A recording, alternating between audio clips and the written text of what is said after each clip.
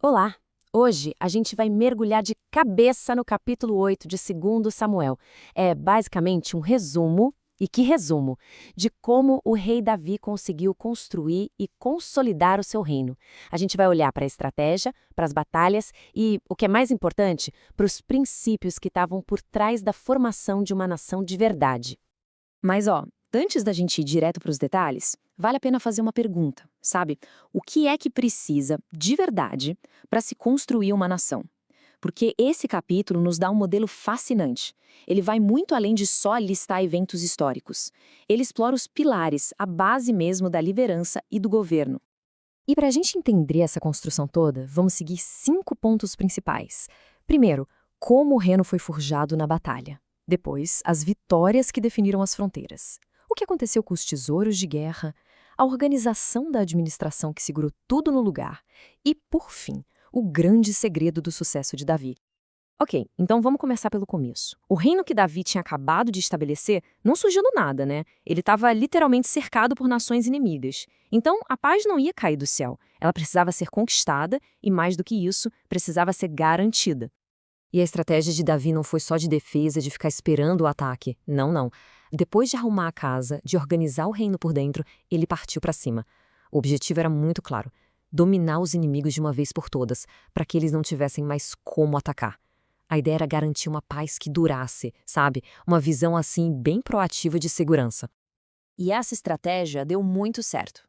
Ela se transformou numa série de campanhas militares de sucesso que não só protegeram o reino, como também expandiram o território de Israel de um jeito bem decisivo.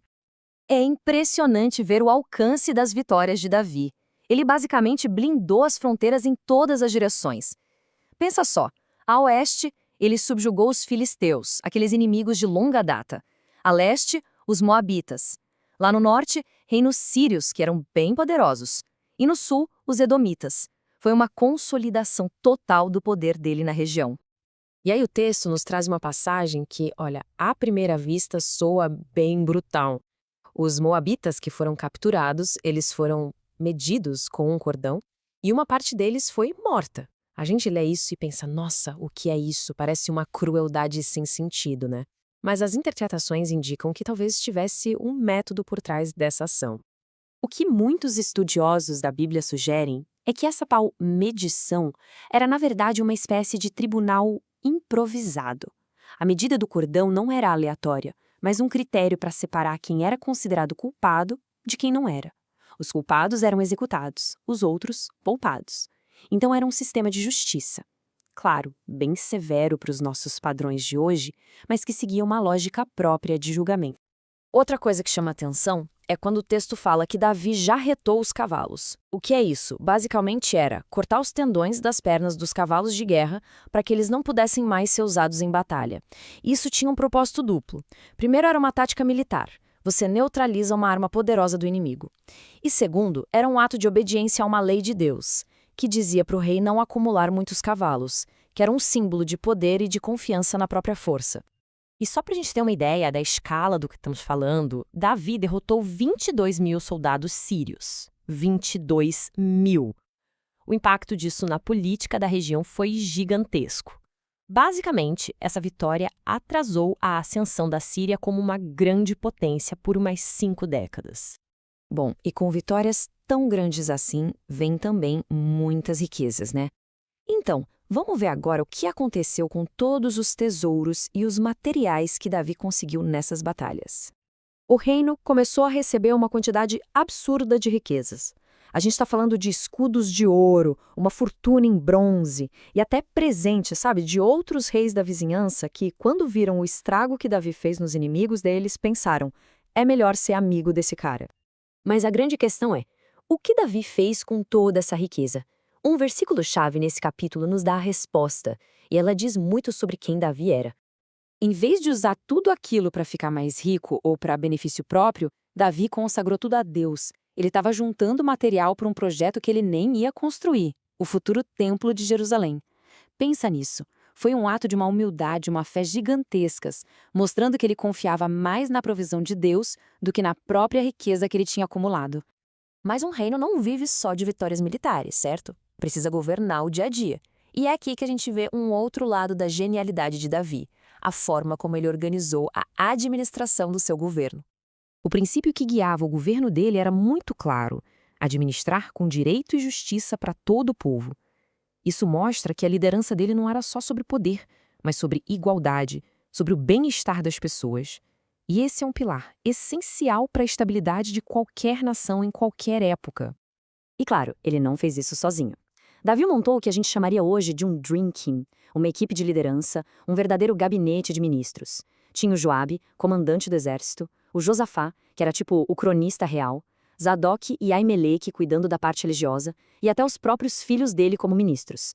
Numa época em que os reis faziam tudo sozinhos, essa capacidade de delegar era algo revolucionário. Ele se cercou de gente boa em cada área. A lição aqui é muito forte, né? Davi entendeu que a vitória na guerra é passageira, mas uma boa estrutura de governo é o que fica. Ele não estava só ganhando batalhas, ele estava construindo uma instituição, uma máquina administrativa que ia garantir a estabilidade do reino por muito, muito tempo. E tudo isso nos leva ao ponto principal da nossa conversa. Depois de olhar para a estratégia militar, para a organização do governo, o texto faz questão de nos dizer qual era a razão por trás de tudo isso. Essa frase, ela se repete no capítulo. É como se fosse o refrão da música, sabe? A cada grande vitória, o texto volta e nos lembra: olha, a fonte do sucesso é essa aqui. Fica muito claro que o sucesso não vinha só do gênio militar de Davi, nem da sua habilidade como administrador. Aqui a gente vê o contraste perfeito. De um lado, você tem as habilidades de Davi, que ninguém nega. Um guerreiro incrível, um administrador super sábio. Mas do outro lado, o texto afirma categoricamente que era Deus quem dava a vitória, quem estabelecia o reino e quem o protegia. A história nos mostra uma parceria, a ação de Deus acontecendo através das habilidades de Davi. Então, se a gente fosse resumir, daria para dizer que o reinado de Davi se apoia em 3 pilares. Primeiro, o guerreiro vitorioso, que trouxe segurança para as fronteiras. Segundo, o servo humilde, que sempre soube de onde vinha o seu sucesso. E terceiro, o administrador sábio, que montou uma equipe para governar com justiça. No fim das contas, a grande lição deste capítulo é que uma liderança de verdade, uma liderança que dura, não é feita de uma coisa só. É uma combinação, uma mistura poderosa de força para agir, humildade para reconhecer de onde vem o poder e sabedoria para montar uma equipe competente. E tudo isso me faz lembrar daquele provérbio antigo, né? Se quer ir rápido, vá sozinho. Se quer ir longe, vá acompanhado. O exemplo de Davi, que juntou a força pessoal dele com a construção de uma equipe forte, nos faz pensar nisso. O que vale mais a pena para um líder hoje? Ir mais rápido, sozinho, ou ir mais longe, junto com outros? Fica aí a reflexão para a gente.